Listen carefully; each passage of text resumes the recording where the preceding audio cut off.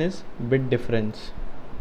You are given two numbers A and B. The task is to count the number of bits needed to be flipped to convert A to B. So let's consider two numbers A equal to 10 and B equal to 20. The output is 4. Why? Because A in binary representation is 0 1 0 1 0 and B is 1 0 1 0 0. So you can see the question asks the task is to count the number of bits needed to be convert A to B. So let's consider this bit. So it's same as the first bit of B, so there is no need to convert this first bit.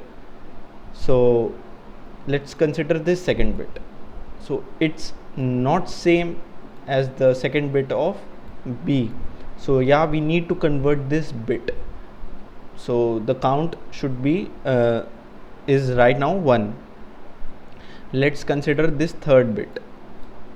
They are also not the same, so we need to convert this bit. Again, the fourth bit is also not the same, as both are different, so we need to convert either of those. So but on question asks to convert A to B, so yeah, we need to convert A. So count again increments. So the question the most significant bits are also different in both the cases, so we need to convert them as well. So the total count reaches to 4, so the output is 4. Same goes with here. They both are different, the count is 1 right now. They both are same, so count could not be incremented. These two are different, count increments to 2. These two are again different, so count increments to 3. These two are same, so there's no need to convert the count. So it's very easy question. So what we could let's consider an example. Let's check for these. A equal to 10 and B equal to 20. A equal to 10. So the binary representation of 10 is 0 1 0 1 0. Yeah. So the next number is 20. B equal to 20. The binary representation of B is 1 0 1 0 0 1 0 1 0 0. Let's consider these two are 5-bit numbers. Just for the sake of this example, let's consider these both are 5-digit binary representation. So the question asks count the number of bits needed to be flipped so that both A and B are same. So you guys might know that there is an operator called as XOR operator. What XOR operator does is it gives for example 0 XOR 0 will be 0. Why? Because these both are same, both the operands are same. Similarly, 1 XOR 1 would be 0 because both the operand, this one and this one, are same. And if 0 XOR 1 equal to 1, why? Because these both are different. So what XOR does is, if it sees two bits are different, it results in 1, and if the both bits are 0 the both bits are same, it results in 0. So we can use this fact in implementing this question. So what we could do is, we could just XOR these two numbers. XOR 0 0, it would give 0 because these both bits are same. So XOR results in 0. These both bits are different, so it results in 1. These both bits are different, it results in 1. These both are different again, 1 1. So now we get a number that has we get a number which has 4 set bits, meaning the total count of 1 is 4. And yeah, the answer is also 4. You could see here the answer output was 4. Why? We have used the fact that XOR gives different gives 1 if the bits are different. So if the bits are different, we need to flip it, and yeah, that's what we need. Now but there's one more thing left in this question, is we need to count the set bits in this. And yeah, it could be easily done. I have made a previous video where I have count the number of set bits in the problem. So now you need to count the number of set bits.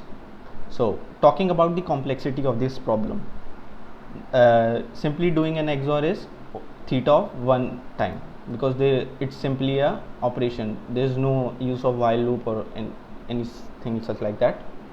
Now after doing XOR, we need to count the number of set bits in the result. So there are 4 set bits, and counting the set bits takes it basically depends on the implementation. If you are implementing Bryan-Cunningham algorithm, it would take theta of set bits. So this problem could be solved into theta of number of set bits in this resulting XOR number. So yeah, now it's time to implement the solution. The expected time complexity is O of log n, but we are doing even better. We are doing in theta of set bits. So now it's time to implement this solution. So int a and int b are the 2 numbers. So now what we could do is int XOR equal to a XOR b. So the result, so we got the result in XOR just like that. So this is XOR right now. We have got the result. Now we need to count the set bits in this, and this will give us the answer. So let's implement the Bryan-Cunningham algorithm.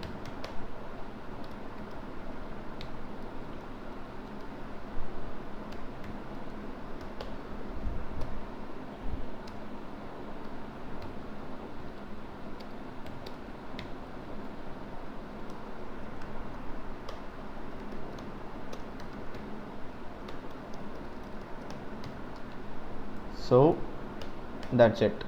If you don't know how this algorithm works, kindly check my previous video.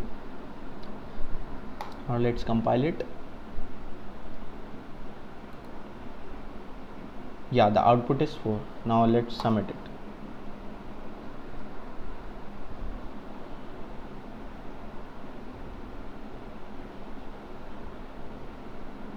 It's taking much time.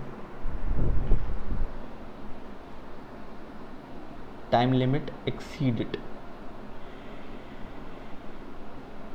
Oh, I made a mistake.